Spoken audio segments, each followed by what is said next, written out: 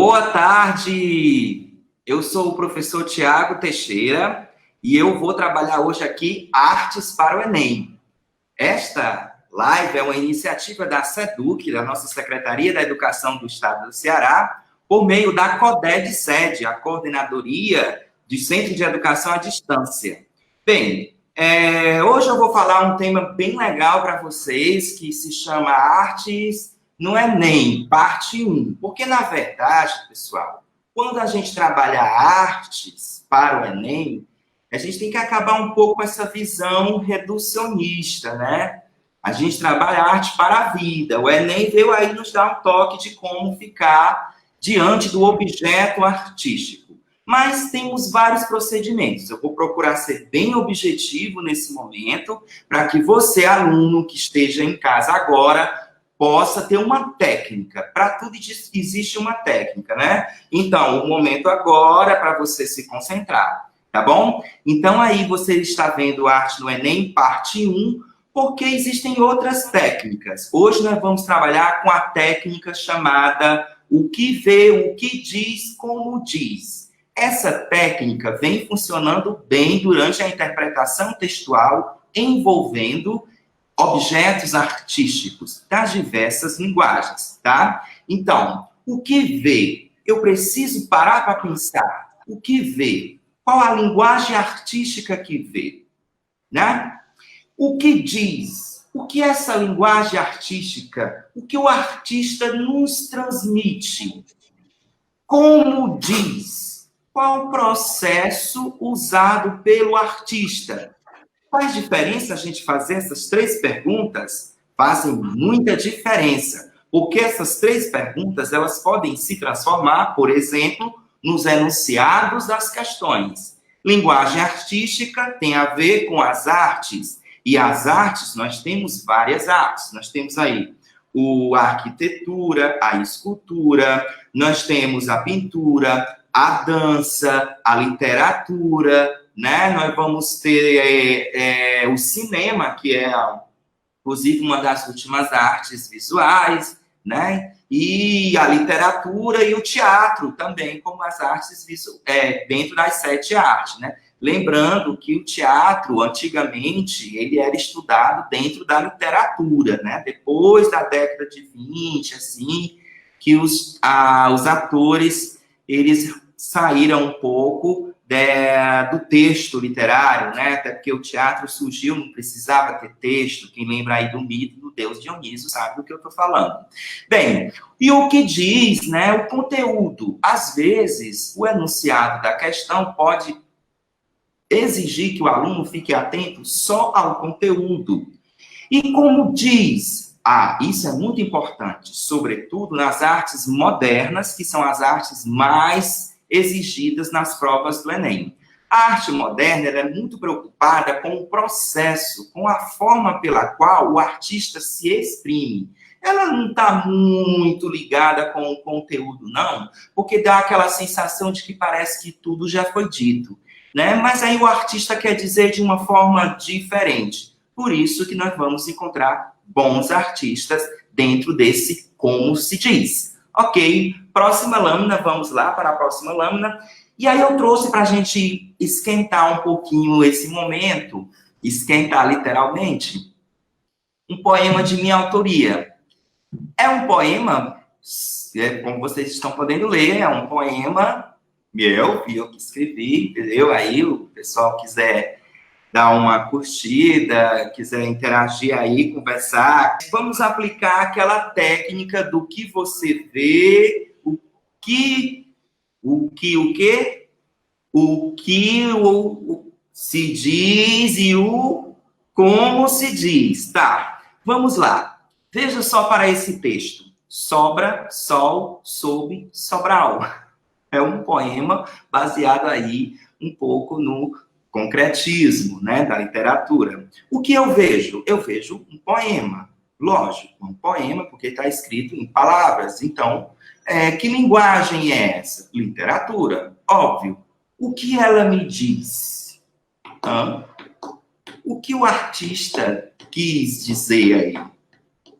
Ele quis dizer sobra, sol, sob, sobral. Sabe aquele que dizer que Sobral tá frio? Que Sobral tá quente? Ou Sobral tá muito quente?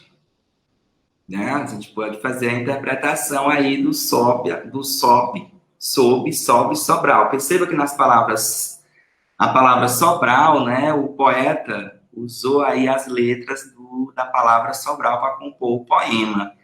Então, ele tem uma etimologia, né? Uma falsa etimologia, porque Sobral não significa isso, mas ele fez uma brincadeira com a cidade, né? Sobral, ele quer dizer que é muito quente. Aí eu chamo a atenção agora aplicando aquela regra. Para este poeta, para esta arte, chama mais atenção o que se diz ou como se diz? Então, um enunciado de uma questão do Enem, de repente, ela pode trazer nos seus distratores Sobral, uma cidade quente. E tá certo, o poema está dizendo isso, né? Mas o enunciado pode espertamente querer que você, aluno, fique atento ao processo que o artista se utilizou, né? Como ele disse, né? E é isso muito mais interessante nesse texto, e mais tarde a professora Glória, professora bem bonita, que vem daqui a pouco conversar com vocês, ela vai explicar um pouco sobre funções da linguagem. Esse texto, por exemplo, traz uma função da linguagem também centrada na função poética, onde a mensagem, a forma, né, chama mais atenção do que o conteúdo. Então, bem, só foi um exercício para a gente aplicar aquela técnica do que você vê, o que se diz e como se diz. Ok? Próxima lâmina. Bem, essa aqui é uma questão, todo mundo conhece o famoso quadro da Guernica, né? A Guernica, e aí vem uma aula, né? Isso é uma questão de Enem, sempre o enunciado traz uma pequena aula, né, para o aluno ir se contextualizando. Daí a gente fala que a questão do Enem é uma questão contextualizada, ela não está fora de um contexto, e aí ela vem dentro desse contexto trazendo informações para ajudar o aluno a se localizar. Poxa, professor, mas eu estudei pouco sobre esse quadro, estudei pouco sobre vanguardas europeias, por exemplo. Estou frito nessa prova? Calma aí, vamos lá aplicar aquela técnica. O que você vê? Uma tela, o que ela diz e como ela diz. Bem, o enunciado, se você prestar bem o enunciado, preste bem atenção, está dizendo que o pintor espanhol Pablo Picasso, autor desta tela, né, um dos mais valorizados no mundo artístico, tanto em termos financeiros quanto históricos, criou a obra Guernica, em protesto ao ataque aéreo à pequena cidade basca do mesmo nome. Puxa, não estudei nada de história. Vou me dar mal? Calma aí, respira fundo. A obra, feita para integrar o Salão Internacional de Artes Plásticas de Paris, percorreu toda a Europa, chegando aos Estados Unidos americanos e instalando-se no MoMA, de onde sairia apenas em 1981. Esta obra cubista apresenta elementos plásticos identificados pelo... Olha só, a aula zona enorme que ele deu, né, em torno da tela, contextualizou tudo, mas olha só o que o enunciado pede. Quer saber se ela é cubista, se ela é de vanguarda? Quer saber se foi no contexto da Segunda Guerra? Não. Vamos aplicar qual das perguntas? Essa obra cubista apresenta elementos plásticos. É o que diz? Não. É como se diz. Como a obra, nesse contexto aqui, dessa questão, está apresentando a informação que foi explícita anteriormente, né? Então, percebam, elementos plásticos identificados pelo.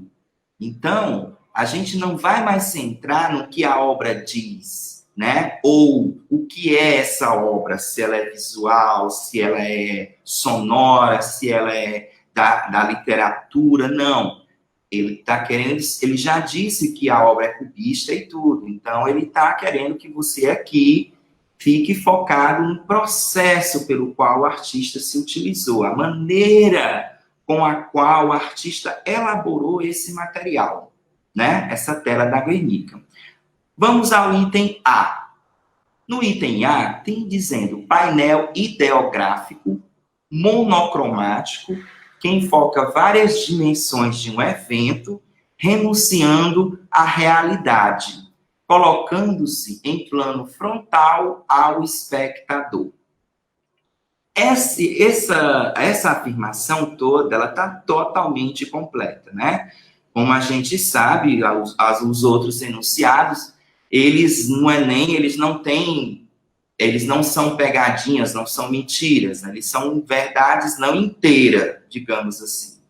Mas a mais adequada é realmente esse painel ideográfico, porque existe aí uma ideia sendo graficamente, plasticamente feita, monocromático, porque quem já viu essa tela sabe que ela não é colorida, ela possui apenas esse tom, aí meio cinza, meio branco, né? E tem várias dimensões, como a gente pode ver também, de um evento. Ó, perceba que ele nem vai mais entrar no contexto da Guernica, da cidade em si. Renunciando à realidade, no sentido de que essa obra, ela não tem um realismo, né? A gente percebe aí, uma coisa bem desconfigurada, com várias misturas de vários elementos, né? E plano frontal, né, ao espectador, esse plano de frente. Não sei se vocês recordam, mas as pinturas, as pinturas clássicas, elas têm um plano que nós chamamos de perspectiva, né? Quem sabe aqui na mente, quem já viu uma Mona Lisa do Da Vinci, por exemplo, vê o fundo, tipo o fundo aqui, que tem aqui, ó, né? O pintor, ele vê esse fundo, né? E aqui é como se as figuras estivessem sem fundos, como se eu não pudesse passar por detrás desses elementos todos. Então, ele não tem uma perspectiva, né? Então, bom, gente, a letra B está correta, né? O horror da guerra de forma fotográfica. Aí ele, com o uso da perspectiva clássica, aí já não está, né?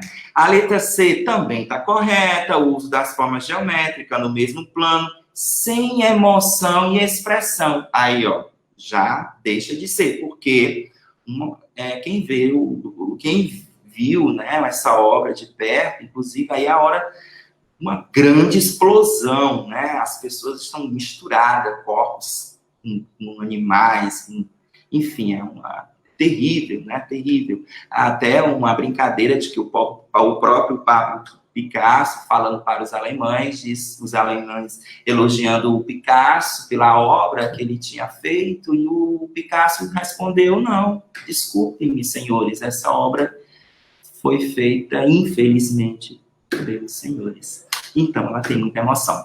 E esse falecimento de objetos abordados na mesma narrativa, ok, minimizando a dor humana. Ao contrário, né? A gente vê, inclusive, aí braços estendidos e o contexto da Segunda Guerra bem retratado aí na questão da explosão da bomba. Uso de vários ícones que representam personagens fragmentados bidimensionalmente. Não é bidimensional, apesar de haver, sim, já, né, no Museu Virtual, essa obra fizeram ela já de uma forma bidimensional, porque ficou à vontade de se ver isso, né, de um efeito bidimensional, 3D, enfim. Então, podemos passar para outra questão. Bem, vamos aplicar agora a mesma técnica para um soneto, né? Aí a linguagem muda, não é mais a linguagem visual, agora a linguagem visual que eu digo, plástica, né? É a linguagem literária. Nós temos aqui um soneto, Cárcere das Almas, um soneto bem interessante do simbolismo e tudo. Deixa eu ver aqui se nós temos algumas perguntas aqui, se as pessoas estão Eu queria dar um alô aí para o Miguel Carneiro da Cunha, da Cred 5, lá de Tianguá. Muito legal a sua participação. O Miguel Carneiro, da Cred 5. Nós temos também aqui a Egídia Cavalcante Chagas, né? Helenita, muito bom. Nós temos aqui uma participação de russas, né? Russas. Da EM Manuel Matoso Filho, é a Daniele Guerra. Espero que vocês estejam curtindo aí essa live e podem também fazer perguntas de alguma coisa que não ficou muito clara aqui diante dessa técnica que eu estou passando para vocês, né? O que se vê, o que se diz e como se diz. Voltando a ela, vamos lá. Os elementos formais e temáticos relacionados ao contexto cultural do simbolismo, encontrados no poema Cárcere das Almas, de Cruz e Souza, são. Bem, aí o enunciado realmente não quer saber o que é essa obra, a gente não está querendo saber o que é, não está querendo saber o processo de construção desta obra, e aí ele está querendo saber o que essa obra diz. Aí, de fato, a gente precisa ter aquele sentimento, aquela subjetividade da interpretação e seguir as pistas do eu lírico, né? Toda alma no cárcere anda presa. Nossa, esse verso é pesado, né? Toda alma no cárcere anda presa.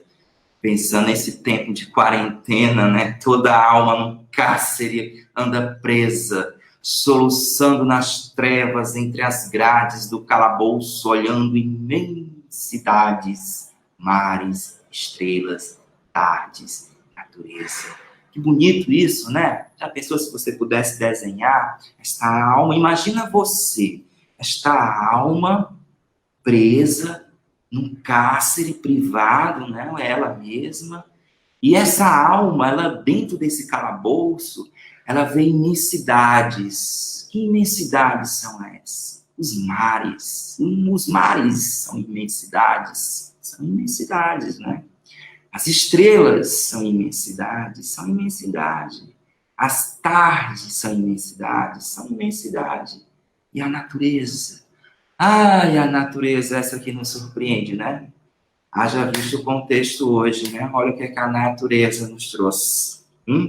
Então, continuando o sofrimento desse eu lírico, esse tom, a gente já começa a perceber que o eu lírico está num tom assim, meio pancadão, pesadão. Ele não está nada festivo, não. Ele está bem reflexivo, né? A alma está presa, enfim. Continuando lá o terceto, né? Que é a próxima estrofe do soneto. Tudo se veste de uma igual grandeza, quando a alma entre grilhões as liberdades sonha, e sonhando as imortalidades, rasga no etéreo o espaço da pureza. Ó almas presas, mudas e fechadas, nas prisões colossais e abandonadas, da dor no calabouço atroz, funéreo. Gente, mas o cara estava muito inspirado. O cara é o quê? Cruz e Souza, né? Um poeta brasileiro aí do fim do século XIX, do nosso contexto do simbolismo brasileiro, né? Continuando lá, nesses silêncios solitários, graves, que chaveiro do céu possui as chaves para abrir-vos as portas do mistério? Olha a indagação do eu lírico nesse momento.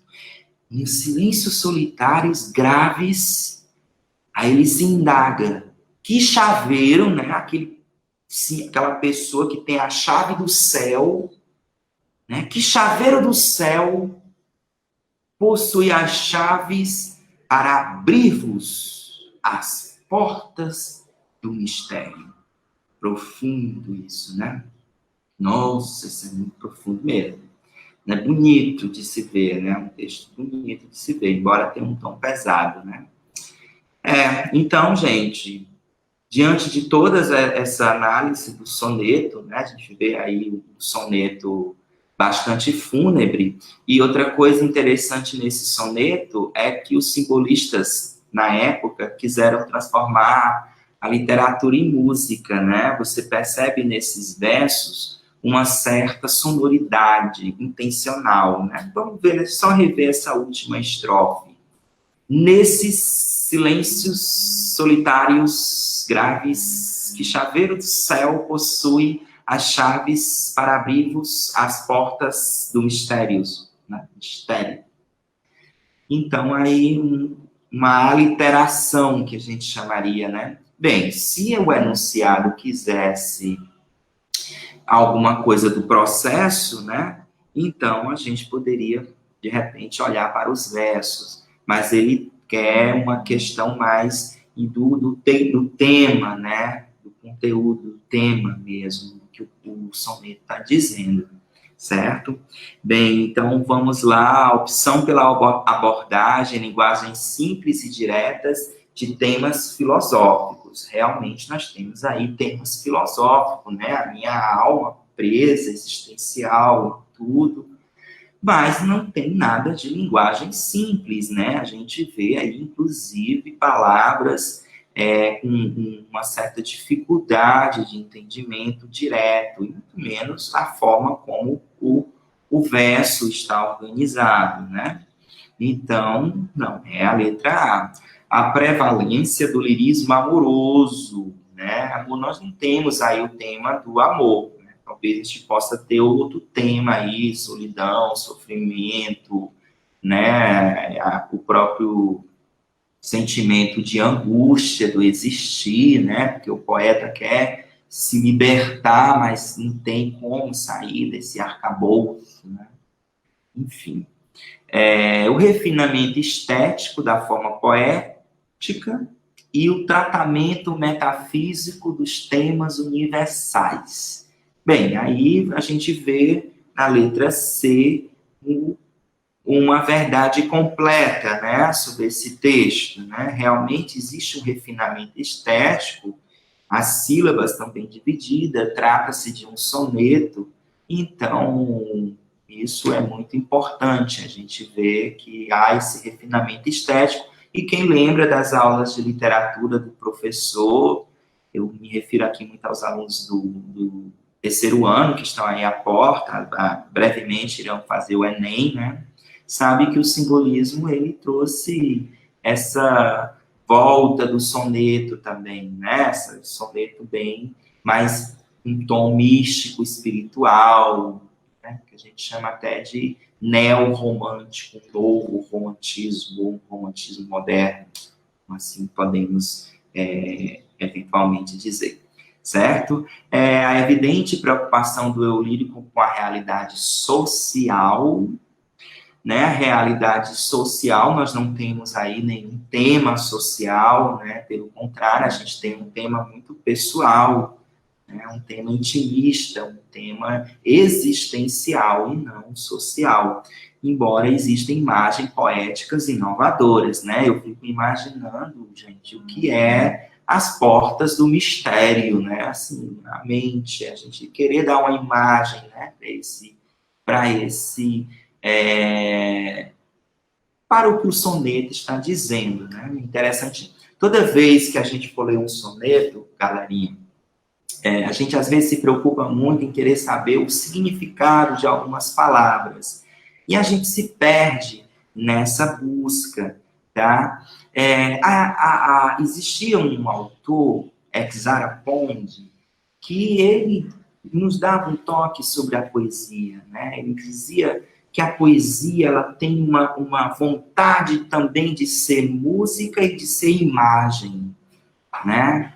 E aí é impressionante como as poesias elas trazem uma imagem muito solta, né? Parece um sonho. Nesse caso aqui parece um sonho, né? E aí vocês lembram que o simbolismo ele tinha um pé no onírico, né? No ambiente do sonho, né?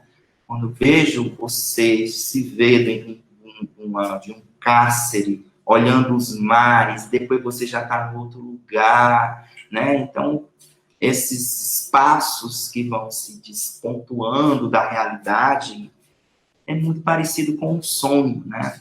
Então, esses poetas, eles traduzem também, levam isso para a palavra, para a poesia. Lembrando que poesia, né, quando a gente diz o que é poesia, a gente acredita, de todas as definições, que poesia é beleza, né? E quando eu falo beleza, eu não estou falando de boniteza. Uma coisa é o bonito, outra coisa é o belo. Qual a diferença tão óbvia disso? O belo, gente, é aquilo que nos comove, né? É aquilo que nos humaniza, tá bom?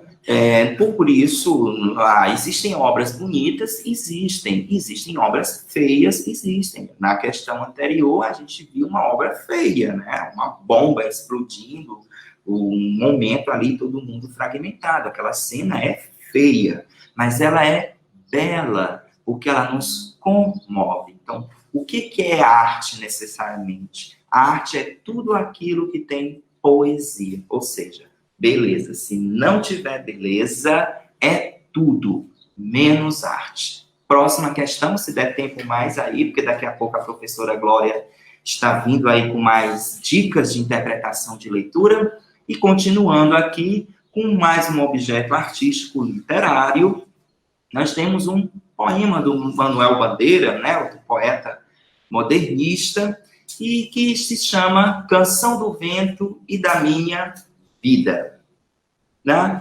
O vento varria as folhas, o vento varria os frutos, o vento varria as flores, e a minha vida ficava cada vez mais cheia de frutos, de flores, de folhas. O vento varria os sonhos e varria as amizades, o vento varria as mulheres, e a minha vida ficava cada vez mais cheia de afetos e de mulheres. O vento varria os meses e varria os teus sorrisos. O vento varria tudo e a minha vida ficava cada vez mais cheia de tudo. Olha que legal, que expertise do Manuel Bandeira, né? Trazer daí um pouco a experiência, né? A vida como experiência. O vento leva tudo, o tempo leva tudo. Na verdade, eu tinha uns cabelos maiores. O vento levou, quando eu digo, né, eu tinha cachos, o vento levou os cachos. Estou cada vez mais jovem. Brincadeira. Então, vamos lá, pessoal. Na estruturação do texto. Então, gente, estruturação do texto... Qual a técnica? Vamos voltar à técnica. O que você vê? Um poema. O que ele diz? Fala sobre experiência, sobre aquilo que vem, vai e ao mesmo tempo deixa, né? Experiência de vida. E como se diz? Né? Qual foi o processo de construção? Como foi que o autor quis aqui se valer? E aí... foi muito esperto em alguns detalhes aqui para dar sonoridade, né? Para dar até a sensação do vento, né? Na estruturação do texto, então, o enunciado foca no como ele diz. Construção de oposições semânticas. Oposições semânticas. Nós temos oposições semânticas no texto? Temos oposições semânticas, sim. Né?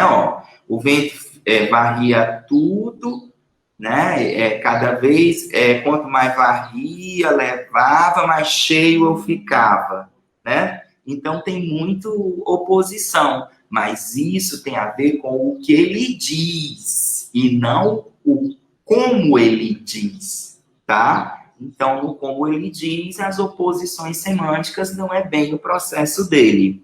A apresentação de ideias de forma objetiva. Tá simples, né? Diferente do soneto anterior, os versos, o vento varria as mulheres. Eu tenho aí o sujeito, o vento, e o complemento varria as mulheres bem direitinho.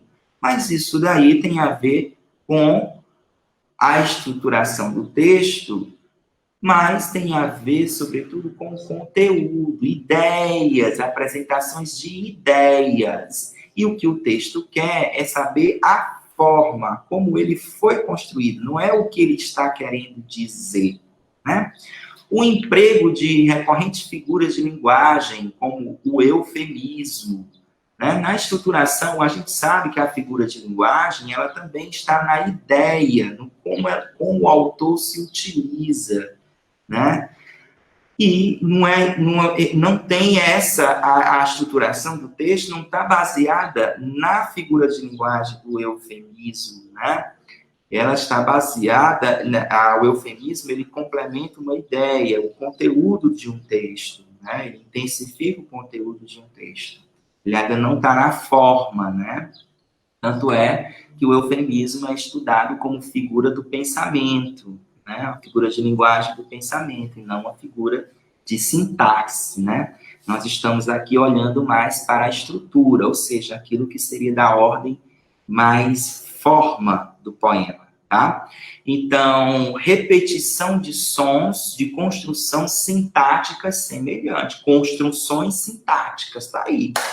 O achado do nosso legado. Construções sintáticas. Estruturação do texto, construções sintáticas, repetição de sons. Olha, o vento varria, o vento varria, o vento varria, o vento varria. Vocês percebem a literação, né? E a repetição de som e as construções sintáticas semelhantes favoreceram essa repetição de som e, consequentemente, deu mais vida ao poema no sentido da forma e não no que ele diz. Então, isso é um exemplo de uma questão que pede o como ele diz e não o que o eu lírico diz, ok?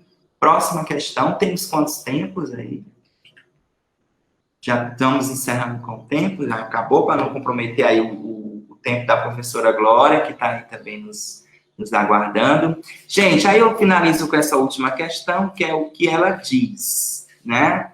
E aí é uma questão do que vocês veem abertamente, que nós temos no texto 1, uma foto. Eu sei porque está escrito na legenda. Outra dica, fique muito atento nas legendas desses textos, porque às vezes o enunciado, a resposta para ele consta na legenda dos textos, tá?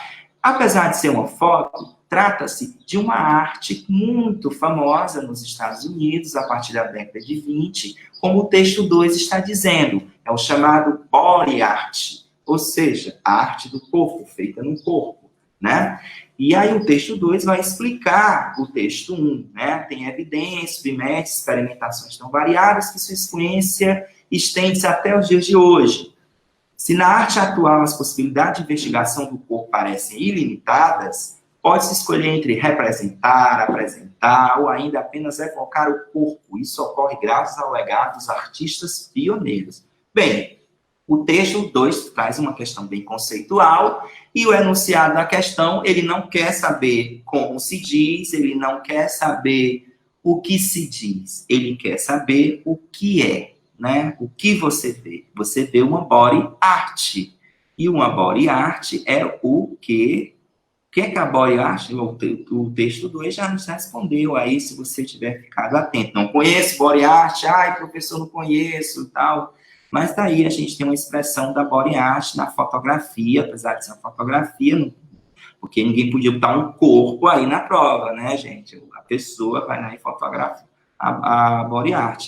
Então, a letra que vai sintetizar toda a ideia é fazer do corpo um suporte privilegiado de expressão, né? O corpo é como se fosse uma tela para o pintor, um instrumento para um músico, né?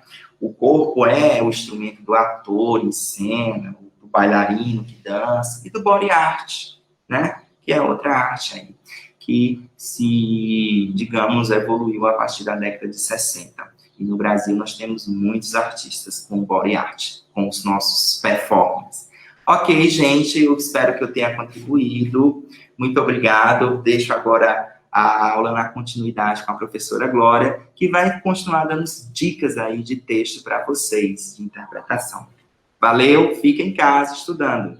Como já fui apresentada pelo Tiago, professora Glória, atualmente estou na Escola Luiz Felipe, em Sobral. Nesse tempo, a gente está tendo que se reinventar como professor para atingir os nossos alunos. E eu encarei esse desafio, agradeço o convite da CRED, a oportunidade, a estrutura que a equipe do SET proporcionou para esse momento. E eu costumo dizer que o Tiago está sendo o coração dessa aula, e eu vou mais para a parte objetiva, digamos assim. Então, a gente vai trabalhar algumas dicas referentes a questões de funções da linguagem, focando principalmente nas competências 6, 7 e 8 de linguagens e códigos, trabalhando questões do Enem. Para começar, é importante a gente relembrar alguns conceitos, principalmente no que se refere à língua, linguagem. E a função da linguagem, ela está intimamente ligada aos elementos da comunicação dentro da teoria da comunicação. Então, para que haja comunicação, é necessário que existam esses elementos. Emissor, o receptor, a mensagem, o código, o canal e o referente. Por que é importante a gente relembrar esses conceitos? Porque cada função da linguagem vai estar focada em um deles. Nessa situação de comunicação em que a gente está agora, eu vou procurar ilustrar para os alunos como se encaixaria cada um desses elementos e após isso a gente vai ver as funções da linguagem. Então, o emissor, nessa situação de comunicação, sou eu que estou emitindo a mensagem para os alunos que estão assistindo. Então, o emissor é aquele que emite a mensagem. Existe também o receptor, que nesse caso são os alunos, professores, o público que está assistindo essa live de casa. Então, o receptor é aquele que vai receber essa mensagem nessa situação de comunicação. A mensagem é o que está sendo dito, o que é dito, o conteúdo. Então, nesse contexto em que a gente está agora, a mensagem seria questões do Enem, análise de questões do Enem, dicas de interpretação textual.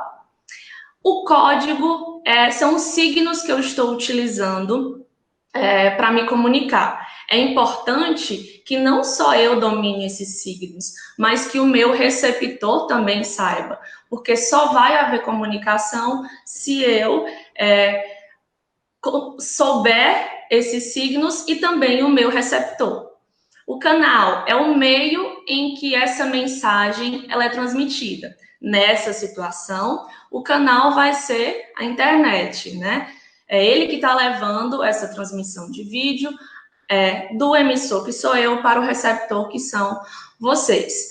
E o referente, que é o meu assunto, o contexto dessa comunicação, que são as funções da linguagem. Cada função, como eu disse, vai estar focada em um elemento da comunicação. A função emotiva ou expressiva, também pode ser chamada assim, vai estar focada no emissor, nas emoções dele, na subjetividade dele, no que ele está sentindo, geralmente com o uso da primeira pessoa. A função apelativa, também chamada de conativa, ela está focada no receptor. Então, vão ser geralmente textos em que eu procuro convencer o meu receptor de algo, persuadi-lo. A função poética, como o Tiago adiantou lá na poesia belíssima, concreta que ele fez, é quando eu trabalho a mensagem para construir, falando sobre a própria língua, por isso o nome metalinguística. A função fática vai estar focada no canal, geralmente em testar esse canal de comunicação, se a mensagem está de fato chegando a esse receptor. E a função referencial vai estar ligada intimamente ao referente, geralmente com textos de informações objetiva com dados, pesquisas. Então, assim, retomando esses conceitos, a gente segue para a nossa primeira questão. A nossa primeira questão vai ser da competência 7, que pede que a gente confronte opiniões, e trabalhando a habilidade 24, que é reconhecer as estratégias argumentativas presentes no texto. Então, aí a gente tem a letra de uma música de Gabriel Pensador. Até quando? Não adianta olhar para o céu com muita fé e pouca luta. Levanta aí que tem muito protesto para fazer. E muita greve. Você pode, você deve, pode crer. Não adianta olhar para o chão, virar a cara para não ver. Se liga aí que te botaram numa cruz e só porque Jesus sofreu não quer dizer que você tenha que sofrer. Então tem até um pouco de sonoridade por se tratar da letra de uma música, e o comando da questão pede que a gente identifique as escolhas linguísticas feitas pelo autor, que vão conferir ao texto caráter atual pelo uso da linguagem própria da internet. É importante, o Tiago usou um termo que a gente, professor, elaborador de item, tá bem íntimo, mas que os alunos, que são o nosso público principal, podem não estar muito familiarizados, que é distrator, né? Etimologicamente, aquilo que distrai. São as alternativas em que não são certas. Como o Tiago também já adiantou, no Enem, elas estão quase certas, elas não são completamente para distrair. Então, caráter atual pelo uso da linguagem própria da internet. Posso dizer que tem o caráter atual? Sim, tem. Mas não tem o uso de uma linguagem própria da internet. É uma linguagem coloquial, acessível, mas não necessariamente de uso característico da internet. Cunho apelativo pela predominância de imagens metafóricas. Aí a gente tem apelativo, vai lembrar a função conativa, focada no interlocutor. Ele até tem o cunho apelativo, é meia verdade, porque ele instiga esse interlocutor de tomar uma atitude em relação à vida que ele está tendo. Porém, isso não se dá predominantemente através de imagens metafóricas. Relembrando metáfora, comparação implícita, tá? Então, também não seria a letra B. Letra C, tom de diálogo pela recorrência de gírias.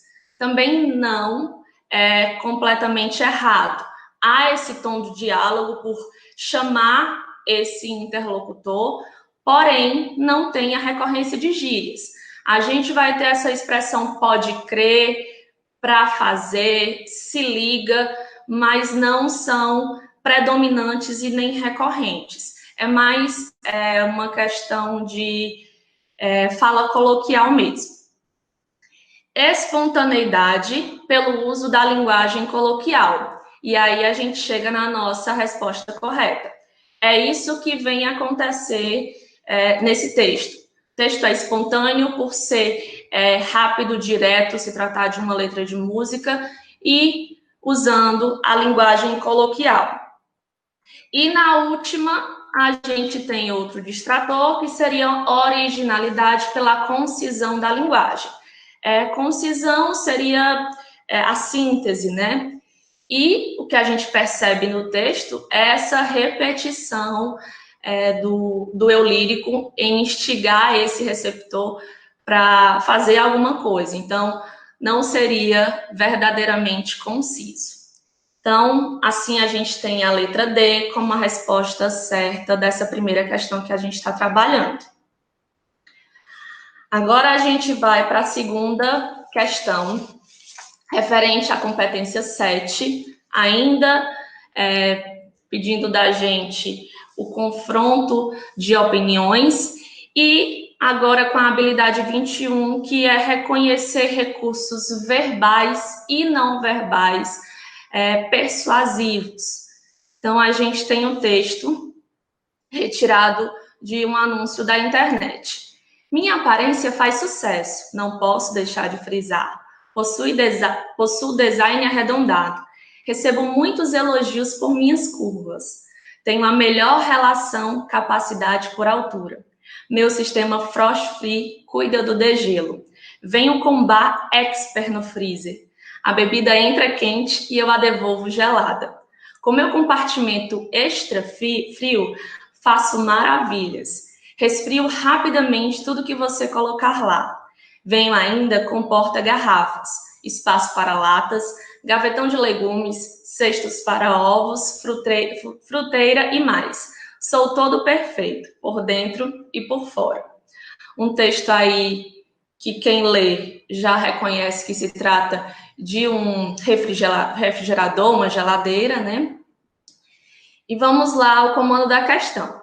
O texto acima pertence ao gênero anúncio, embora haja nele uma característica incomum ao gênero. E qual é essa característica? Qual é a principal função do anúncio? É apresentar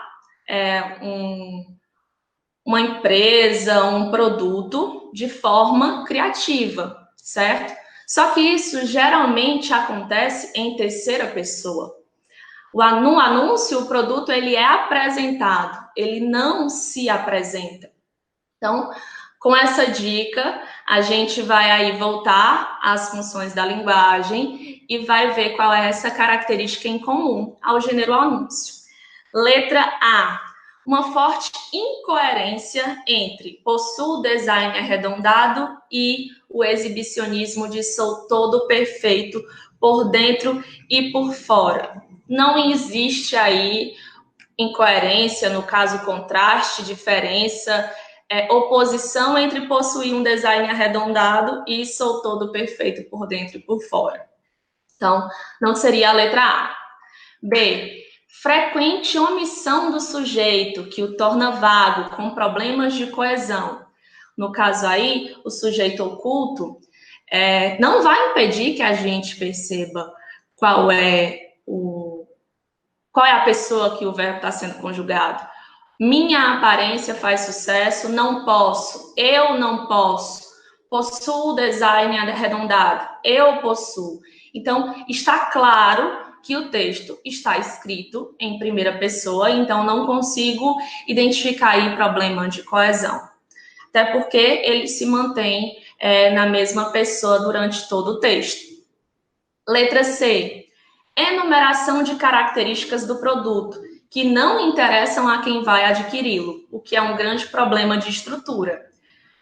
A estrutura do gênero anúncio, de certa forma, vai fazer isso, porém de uma forma mais criativa, né, geralmente. Então, não acredito que a enumeração das características positivas seja uma característica em comum ao gênero anúncio. Então, também não vai ser a nossa letra C. D. Destaque a função emotiva ou expressiva da linguagem, com o uso da primeira pessoa do singular, marca de subjetividade, para representar um ser inanimado. E aí a gente tem a nossa resposta certa. Então, o gênero anúncio, que geralmente está dentro da função fática conativa, em que eu coloco o meu receptor como foco a fim de persuadi-lo, convencê-lo, aí está sendo usada a função emotiva ou expressiva. Então, coloco esse meu elemento anunciado como o ser central, o emissor da comunicação, e ele vai falar dele mesmo, das suas características positivas. Então, isso seria a característica em comum ao gênero anúncio, repetindo, porque geralmente é o uso da função fática conativa, e aí está sendo usada a função emotiva. E aí a última é uso de estrangeirismo como frost free, bar expert e extra frio. Acho que essa também está muito clara de que não se trata da opção certa, porque o uso de estrangeirismos é mais do que comum nos gêneros de anúncio. Então, vamos seguir para a nossa próxima questão. Agora a gente vai para a competência 6, que pede que a gente compreenda os sistemas simbólicos da linguagem E a habilidade 19, que pede para a gente, de forma bem direta, analisar a função da linguagem do texto. É água que não acaba mais. Dados preliminares divulgados por pesquisadores da Universidade Federal do Pará apontaram o aquífero Alter do Chão como o maior depósito de água potável do planeta. Com o volume estimado em 86 mil quilômetros cúbicos de água doce, a reserva subterrânea está localizada sobre os estados do Amazonas, Pará e Amapá. Essa quantidade de água seria suficiente para abastecer a população mundial durante 500 anos, diz Milton Mata, geólogo da UFPA. Em termos comparativos, Alter do Chão tem quase o dobro do volume de água do aquífero Guarani, com 45 mil quilômetros cúbicos. Até então, Guarani era a maior reserva subterrânea do mundo, distribuída por Brasil, Argentina, Paraguai e Uruguai. O texto se trata de uma reportagem, na legenda está esse indicativo, por se tratar, tem a fonte da revista Época. E o comando da questão diz: essa notícia, publicada em uma revista de grande circulação, apresenta resultados de uma pesquisa científica realizada por uma universidade brasileira. Nessa situação específica de comunicação, a função referencial da linguagem predomina. Então, ele já está identificando qual é a função presente no texto. Ele quer saber de você por que é essa a função da linguagem. Que características existem no texto que comprovem essa afirmação? Porque o autor do texto prioriza as suas opiniões baseadas em fatos. Eu posso basear informações através das minhas opiniões. A própria questão, ela está contraditória, né? Então, não seria a resposta certa. Os aspectos objetivos e precisos do texto. Os aspectos objetivos e precisos seria a resposta correta. A gente retoma lá para a função referencial. Ela está focada em quê? No referente, no assunto, no contexto da informação. Como eu sei que a função referencial está presente no texto? Quando esse texto passa fatos, dados que podem ser comprovados de forma objetiva, certo? Então, a gente vê que seria essa a resposta certa dessa questão. C. Elementos de persuasão do leitor. A gente poderia descartar porque a gente viu até na questão anterior que os elementos de persuasão estão ligados à função conativa, certo? D. Os elementos estéticos na construção do texto. Também não seria possível afirmar, porque a função referencial ela não está ligada com a subjetividade, e sim, como diz a letra B, a alternativa certa, a objetividade das informações repassadas. E os aspectos subjetivos da mencionada pesquisa. Não existe pesquisa subjetiva, não é? Então, também seria uma alternativa incorreta. A gente tem a letra B como alternativa certa. Então, passando para frente, porque o coração é do Tiago, aqui a gente é objetivo. Vamos lá para a nossa última questão, que é ainda na competência 6, mas agora dentro da habilidade 18, que é identificar o tema e a estrutura do texto de diferentes gêneros, certo? Aí a gente tem já elementos que adiantam que se trata de um documento legal no que diz respeito à lei, tá? Então, vamos lá. Artigo 2º. Considera-se criança, para os efeitos desta lei, a pessoa até 12 anos de idade incompletos e adolescente, aquela entre 12 e 18 anos de idade. Artigo 3º. A criança e o adolescente gozam de todos os direitos fundamentais inerentes à pessoa humana, sem prejuízo da proteção integral que se trata esta lei, assegurando-se-lhes, por lei ou por outros meios, todas as oportunidades e facilidades, a fim de lhes facultar o desenvolvimento físico, mental, moral, espiritual e social, em condições de liberdade e de dignidade. Artigo 4º, é dever da família, da comunidade, da sociedade em geral e do poder público assegurar com absoluta prioridade a efetivação dos direitos referentes à vida, à saúde, à alimentação, à educação, ao esporte, ao lazer, à profissionalização, à cultura, à dignidade, ao respeito, à liberdade e à convivência familiar e comunitária. Agora vamos ao comando da questão. Para cumprir sua função social, vamos reparar aí, função social intimamente ligada aos gêneros, o Estatuto da Criança e do Adolescente apresenta características próprias desse gênero, quanto ao uso da língua e da composição textual. Entre essas características, destaca-se o emprego de... Vamos voltar lá. Qual seria a função social do Estatuto da Criança e do Adolescente? Regulamentar, disciplinar o tratamento dado às crianças e adolescentes. E quando ele diz aí quanto ao uso da língua e a composição textual, entre essas características, a gente vai destacar o emprego de quê? A. Repetição vocabular para facilitar o entendimento. Vocês acham que há repetição vocabular nesse trecho do Estatuto da Criança e do Adolescente? Eu acredito que não. Os textos, assim como por se tratarem de lei, não tem essa repetição. O texto é muito conciso e talvez isso até nem facilite tanto o entendimento da maioria desses textos de modo geral.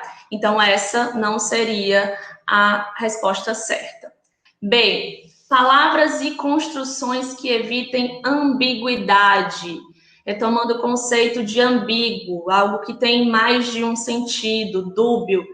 Então, a gente vai, antes de antecipar qual é a resposta certa, a gente vai analisar todas as alternativas. C.